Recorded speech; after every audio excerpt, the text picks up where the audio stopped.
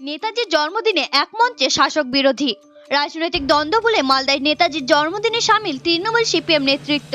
আর এই মঞ্চ থেকে 23শে জানুয়ারিকে যারা জাতীয় ছুটি ঘোষণা করতে পারে না তারা আবার 22 তারিখ অর্ধ দিবস ছুটি ঘোষণা করছে, এমনই দাবি তুলে সোচ্চার হলেন সিপিএমের কেন্দ্রীয় কমিটির সদস্য সুজন চক্রবর্তী।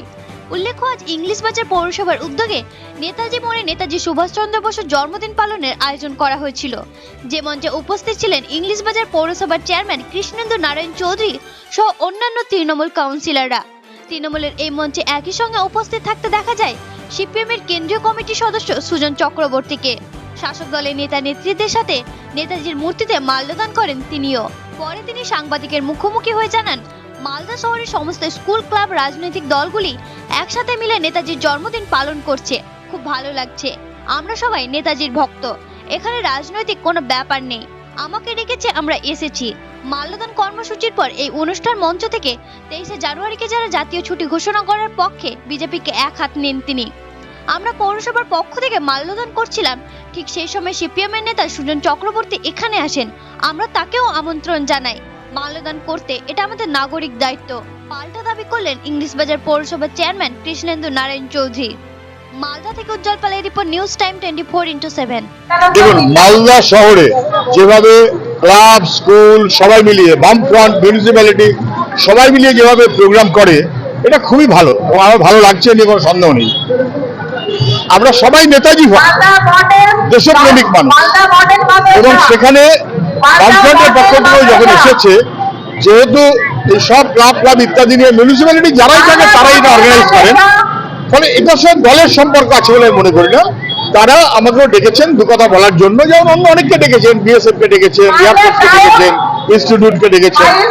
সেখানে ন্যাচারালি নেতাজির প্রতি আমাদের শ্রদ্ধা জ্ঞাপন এবং যেটা অবশ্যই সত্য, 23শে জানুয়ারি দেশপ্রেমিক দিবস যারা ঘোষণা করতে পারে না তারা দিল্লিতে সরকার চালায়।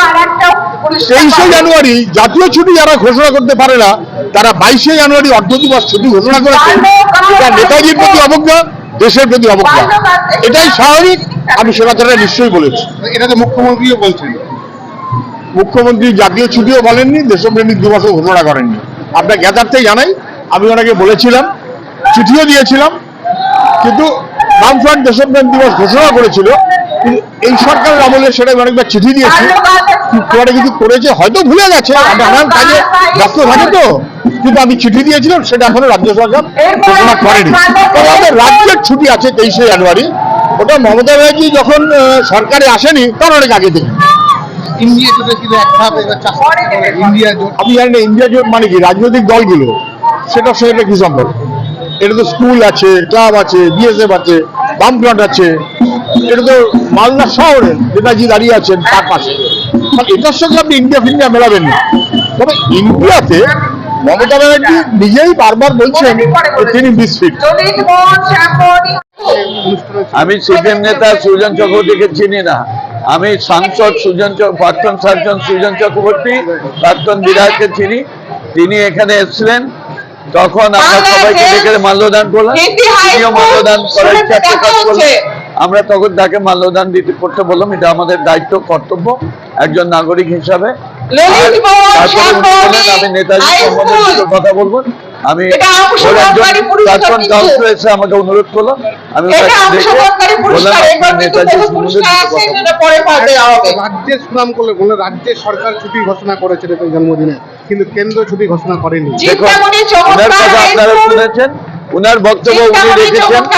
আমাদের কাজ হচ্ছে যে আমাদের এখানে যেই আসুক, দেখবেন বিএসএফ এর অফিসার এসছেন, ডিআইজি কমান্ডেন্ট এসছেন, আলাপতি জি এসছেন, আরো এসছেন, তাদেরকেও আমরা শ্রদ্ধা জানি।